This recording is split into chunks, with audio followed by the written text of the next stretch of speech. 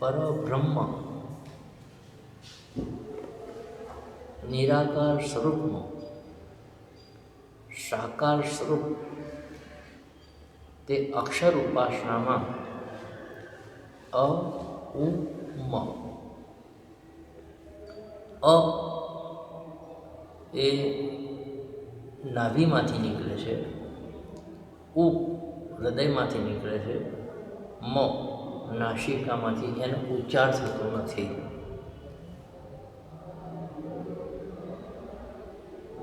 પરમહંસો અવધૂતો ઓમ એટલે ઓ મા, ઓ મા, ઓ મા, એ જે છે તે હું છું. ઓમ ઓમ ઓમ. અને એમાં દરેક ધર્મના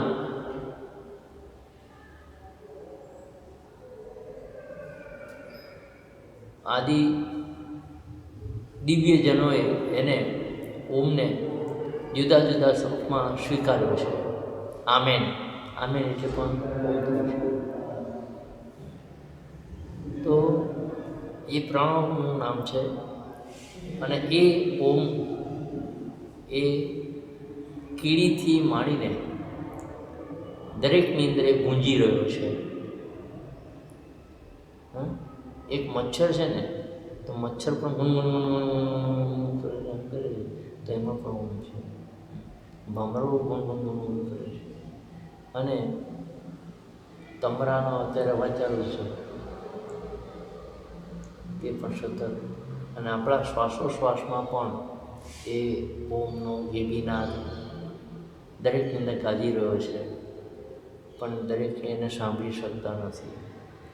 ઓમ મોડેથી બોલવું સરળ છે, પણ અનાહત નાદની અંદર, અનાહત નાદમાં એને માણવો બહુ મુશ્કેલ છે. એ યોગીઓ અને સદગુરુ કૃપા હોય તો એ અનાહત નાદમાં એ ઓમ સમજાય.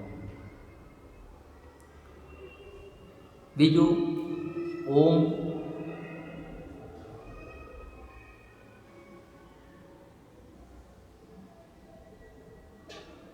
સાધુ સંત પરમહંસ અવધૂતો સિદ્ધાત્માઓ, યોગી આત્માઓ, સંતો, મહંતો ખબર નથી, પણ જે ઓમ બોલે એટલે સ્વીકાર્યો કહેવાય.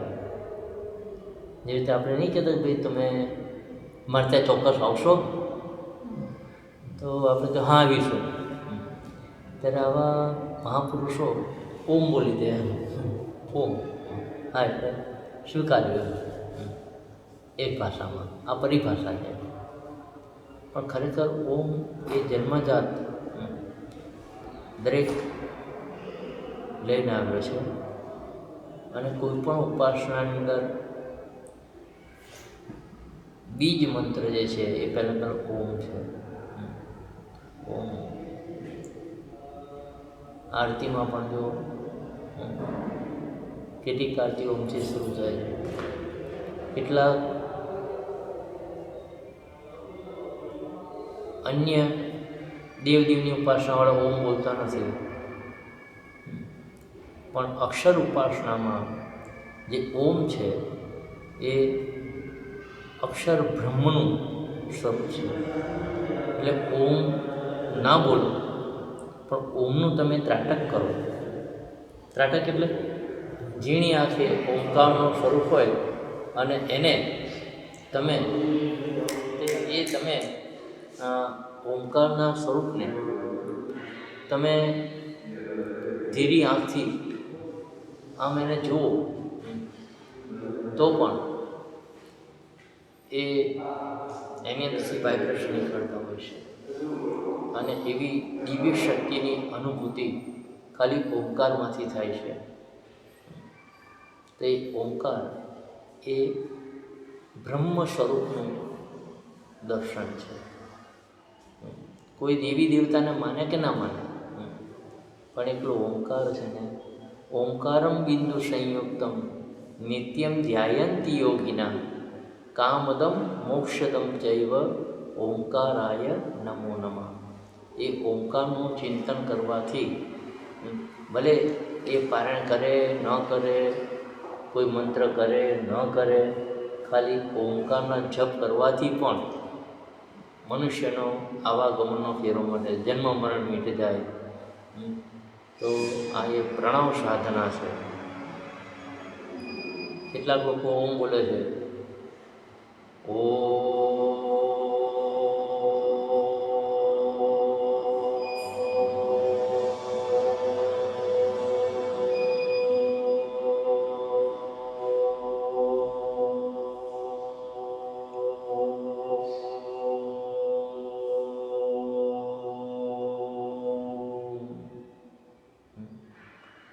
કેટલાક આ બધા આવી રીતે ઓમ બોલતા હોય છે. જ્યારે યોગી પુરુષો પરમહંસોનો ઓમકાર મને નથી આવડતો, મારો વિષય નથી, મને ન આવડે બધું, પણ એ જે ઓમકાર છે હરિઓમ, હરિ એટલે વિષ્ણુ, તો હરિ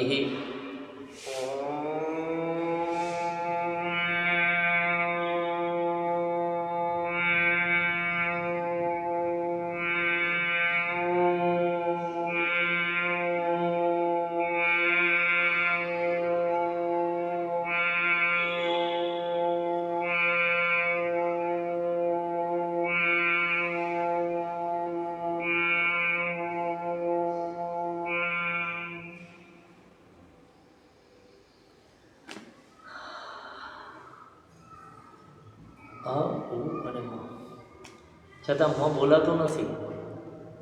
એ મ નાસિકાની જે ભ્રમરંધમાં જે શૂન્ય થઈ જાય અને આ મનના વિચારોને શાંત કરવાનો આ એક અતિ સુલભ ભાગ છે.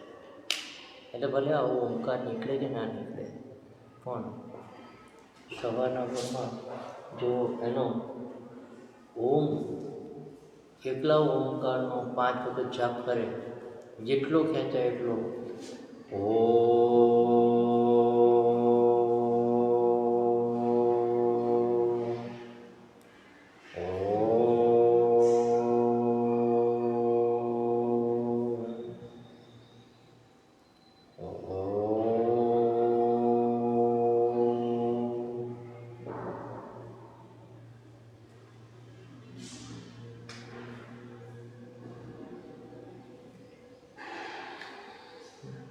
ખાલી 5 વખત જ આમ બેસીને આમ કરી દે ને તો પણ એના આનંદનો સ્વર થઈ જાય. આધિ વ્યાધિ ઉપાધિ એટલે કોઈ એમ નહીં સમજે કે મારા પૈસા બહુ જરૂર છે, મારા પૈસા નથી, એ આધિ નહીં, પણ આપણા મનની જે વિચારસરણીની જે મલિનતા છે ને એ દૂર થઈ જાય, તમો ગુણ દૂર થઈ જાય, રજો ગુણ દૂર થઈ જાય, સત્વની અંદર આવી જાય, સાત્વિક ભાવના ઉત્પન્ન થાય. અને પછી જેમ જેમ વધતો જાય તેમ તેમ આપણા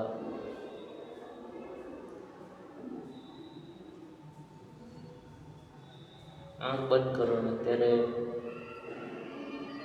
બધા રંગો જુદા જુદા આવે, કાળો આવે, ભૂરો આવે, અને જેમ જેમ તમે ઓમનું એ કરતા જાઓ તો આખું અંદરથી આમ આથી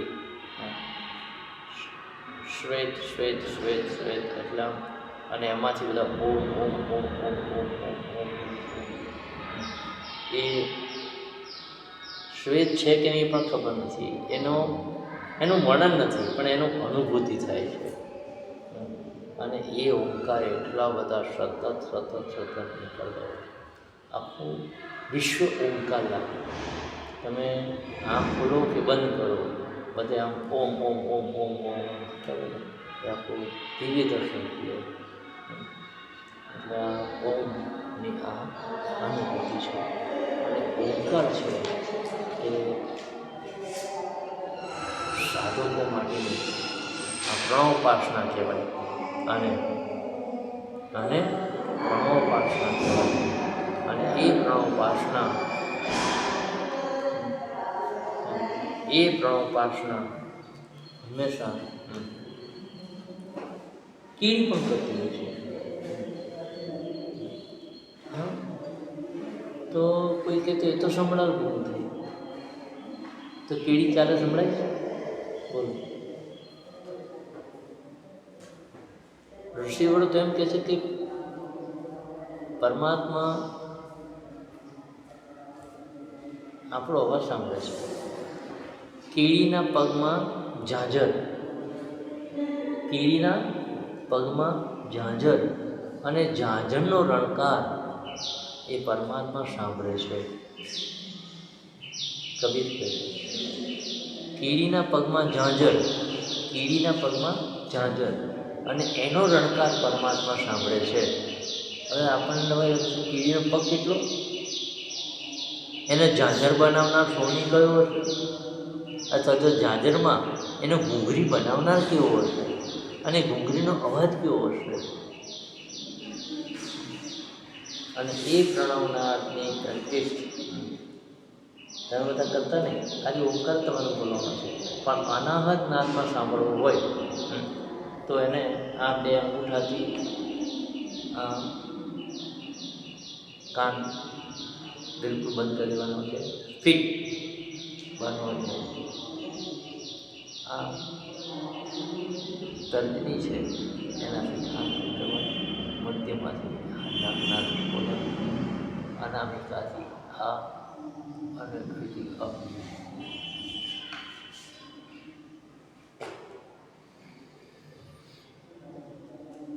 ઊંડો શ્વાસ લઈ હરી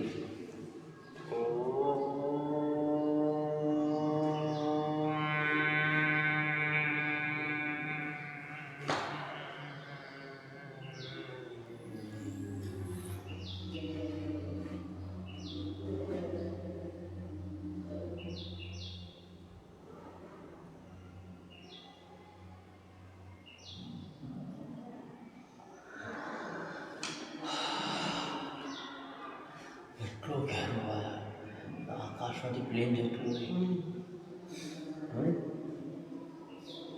અને એ વાત સાંભળતા સાંભળતા આ છૂટી જાય. જો આ હું અવાજ આવે એ પણ ઓમકાર છે. જો હોલું ભૂ બોલે હોલું ઓમકાર, કોયલ કૂકું એમાં ઓમકાર, કૂતરો ભસે ને એ પણ ઓમકાર. આપણે એમ કહીએ કે કૂતરું રડ્યું, રડતું નથી.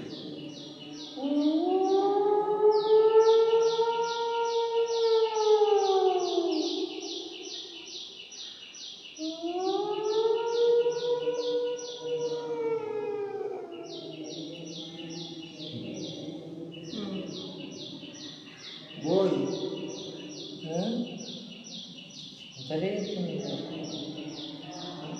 આપણે ઘણી વાર આપણે જ્યાં જઈએ છીએ ભમરો આપણા કાન આગળ જ આવે છે ને આપણે અલ્યા તને ઓમકાર સંભળાવે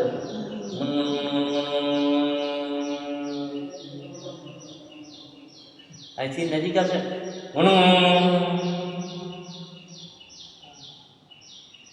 એટલે આ બધું પ્રેક્ટિસ. એટલે એમ કહેવાય છે કે પ્રકૃતિની અંદર ઓમકાર છે. આ પ્રકૃતિ છે. દરિયાની કિનારે જાય દરિયાને પાછળ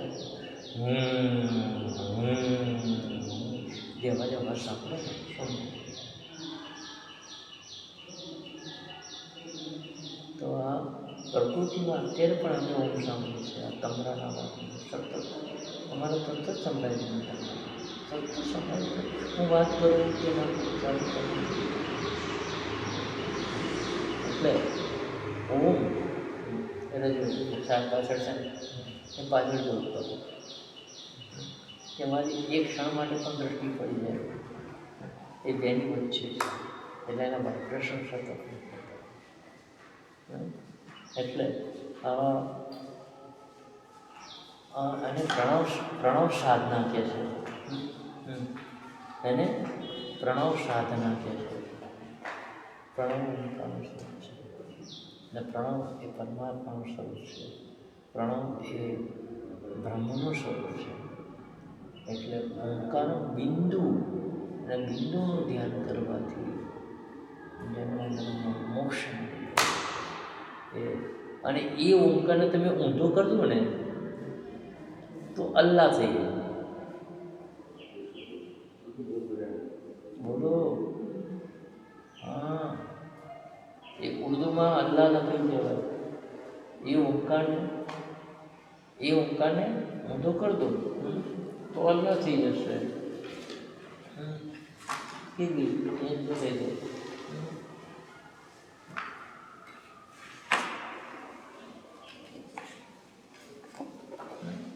જો અહીં જજો, હું તમને પહેલાં પ્રેક્ટિકલ બતાવું છું.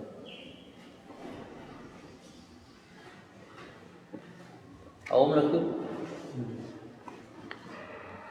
ઓમ લખ્યું છે ને, ઓમ જ છે. હવે એ ઓમને મેં ઊંધો કરી દીધો. જો જો અલ્લાહ થઈ ગયું, અલ્લાહ થઈ ગયું.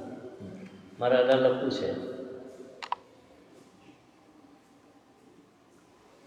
અલ્લાહ થઈ ગયું. જેવી રીતે સાથીઓ છે, જો આ છે તો ક્રોસ થયો, ક્રોસ થયો કે નહીં?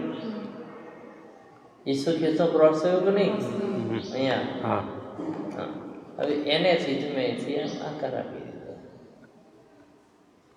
બોલો, સ્વસ્તિક થઈ ગયું. આપણે બધા સ્વસ્તિકને પૂજ્ય માનીએ, એ લોકો કૃષ્ણ પૂજ્ય માને છે. આપણે બધા ઓમકારને પૂજ્ય માનીએ છીએ, એ લોકો અલ્લાહને પૂજ્ય માને છે. એટલે અક્ષર તો એકનો એક જ છે.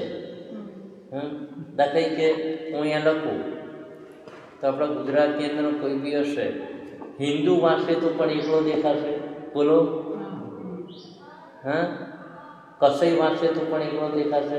બરોબર, બરોબર કે નહીં? કોઈ એનો બગડો કહેશે, કોઈનો સાતડો કહેશે, એક. હા, પણ અહીંયા જો રામ લખીશ, રામ, બધા વાંચશે ખરા રામ, પણ રામને માનશે નહીં. જે રામને નહીં માનતા હોય એને ફાડી નાખશે કે ભાઈ આ શબ્દ ના જોયો. પણ રૂપિયાની નોટ હોય, સોની નોટ હોય, એમાં ગવર્નરે એની પોતાની સહી કરી હોય તો બધા રાખે જ નહીં રાખે. બોલો. રિઝર્વ બેંકનો જે હેડ હોય એને સહી કરી હશે. હવે એ બ્રાહ્મણ છે કે કેરાલિયન છે કે ગમે તે ખબર નથી, પણ એની સહી સ્વીકારે કે નહીં સ્વીકારે? બોલો. હું ગાંધીજીને માનતો નથી, હું કટ્ટરવાદી છું, હું આતંકવાદી છું અને ભારતમાં ઘૂસી ગયો છું, એના રૂપિયા ફેરવું કે નહીં ફેરવું? બોલો. હું બીજાને મારીશ પણ ગાંધીવાદી જે સારા ગાંધીવાદીનું માર કોણ છે? ગાંધીવાદી ઉડાવ ગાંધીના ફોટા રાખે કે નહીં રાખે? અચ્છા, મારી પાસે 500 નોટનું બંડલ છે, વચ્ચે ગાંધીનો ફોટો છે, સારો હું ગાંધીજીનો વિરોધી જ કટ્ટર તો શું ગાંધીના ફોટા કાઢી નાખું છું? અચ્છા, હું ગાંધીના ફોટાને કાપી નાખીશ તો નોટ ચાલશે? બોલો સર, આ પ્રેક્ટિકલ. બોલો. ફોટો ગમે તેવો છે, હું વંદે માતરમ નહીં બોલું, પણ જો નોટ ઉપર કદાચ ભવિષ્યમાં વંદે માતરમ લખીને આવ્યું છે તો બધા રાખશે. બોલો. હું આમ નહીં બોલું કે ભારત માતા કી જય નહીં બોલું, પણ એમ લખ્યું ઇન્ડિયન કરન્સી કેવું લખેલું હોય, ભારતીય રિઝર્વ બેંક, ભારતીય. તો અમે ક્યાંના? હું ભારતનો નહીં, હું તો આ ફલાણાનો. પણ ભારતીય નોટ રાખે કે નહીં રાખે? એને બજારમાં જવું હશે તો ભારતીય શબ્દ જ ના જોઈએ. બોલો. મારી પાસે 500 નોટના 1000 નોટની ચોપ્પી છે તો ભારતીય હું કાઢી નાખી છે કે લીટો મારીને. કેમ? હું કટ્ટરવાદી છું, મારે ભારતીય ના જ જોઈએ. મારા બાપા એને કોઈ રીંગાડી ના આવે, મુખે મરી જાય ટીપાઈ. સમજાય છે કહું છું? તો એવી રીતે જે તે સ્થાનમાં જે તે અક્ષરને માન્યો છે અને એ અક્ષરને બધાએ મનાયો છે, એનો બધા ઉપયોગ કરે છે. આપણે બધાએ તમારા કહેવાતા હિન્દુ પરંપરામાં ઓમને મુખ્ય ગણેલો છે, ઓમને અક્ષર બ્રહ્મ કીધો છે, બ્રહ્મનું સ્વરૂપ કીધું છે, એટલે બધાએ ઓમને સ્વીકાર્યો છે. એવી રીતે શ્રી સભા, શ્રી કેટલાક લોકો શ્રી લખે છે, મારથી ઓમ ના લખાય. એટલે દરેકની આ અજ્ઞાનતા છે, કહેવાનો મતલબ શું છે? અજ્ઞાનતા છે. પણ ઓમ એ બધા જ બાળક જન્મે છે અને પહેલાં પેલું રડે છે,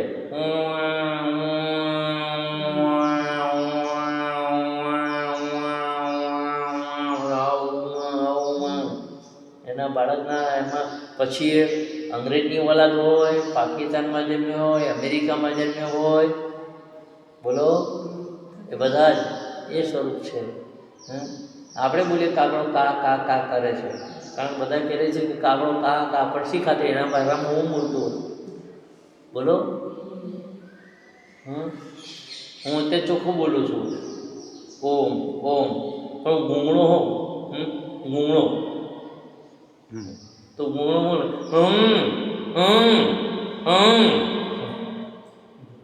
બોલો, એની ભાષામાં તો બધું બોલે છે. પછી એમ તો એ શું બોલે તું? નહીં ઓમ જ લખશે તો ઓમ જ પાછું.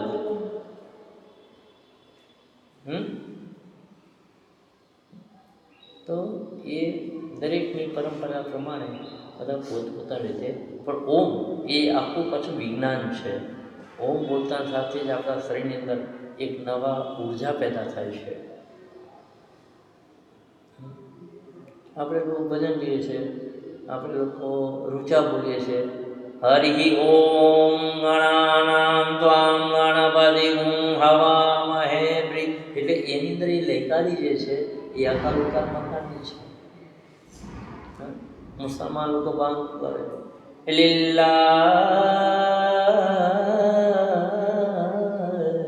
અલ્લાહુ અકબર, જો અલ્લાહનું પણ જો. એટલે આ પરંપરા છે ભાઈ. ઓમકાર ઉપર જ આખા બ્રહ્માંડનું સર્જન ઓમકારથી થયેલું છે બસ. અને એ ઓમકાર સમુદ્રના મોજામાં પણ છે, વીજળીના કડાકામાં છે. વીજળીને જ્યારે કડાકા થાય છે તો એની અંદર તમે જો સાંભળતા હોય તો એ ઓમકાર છે. સમુદ્રના ગર્જનમાં પણ ઓમકાર છે, પશુ પક્ષીના અવાજમાં પણ. અને અહીંયા મંદ મંદ પવન આવે ને, પવનના સુસવાટ હતા જવાળ,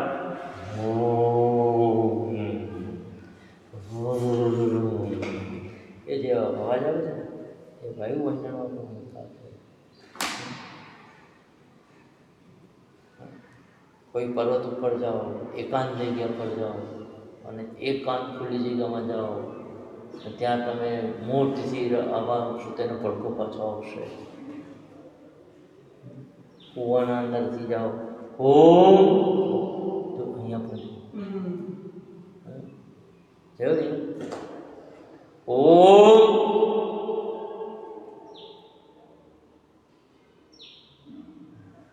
જોયું. તો એ ઓમકાર દરેક વાચામાં ઓમકાર જ છે. પછી એના જુદા જુદા સ્વર આપી દીધા. સ્વર છે અ આ ઈ ઉ અમ આહ, પેલા વ્યંજન છે ક ક ગ ગ ચ સ ઝ ઢ ઠ ઠ દ ન પ ફ બ મ ય ર ઇત્યાદિ છે. મને આવડતું નથી, પણ એ બધી ઉત્પત્તિ ઓમકારમાંથી થયેલી છે. આપણી પણ ઉત્પત્તિ ઓમકારમાંથી થયેલી છે. પણ પછી જો એ સાધકો ઓમકારને સિદ્ધ કરે છે પછી એનો જન્મ મરણ હોતો નથી. બસ ટૂંકમાં કહેવાનો મતલબ આ છે. એટલે ઓમકારમ બિંદુ સંયુક્તમ નિત્યમ ધ્યાયંતી યોગીના, એ યોગી પુરુષો એ ઓમકારનું શ્વાસે શ્વાસમાં ધ્યાન કરે. અને આપણા બોડીના બીજ સાથે સંકળાયેલું છે.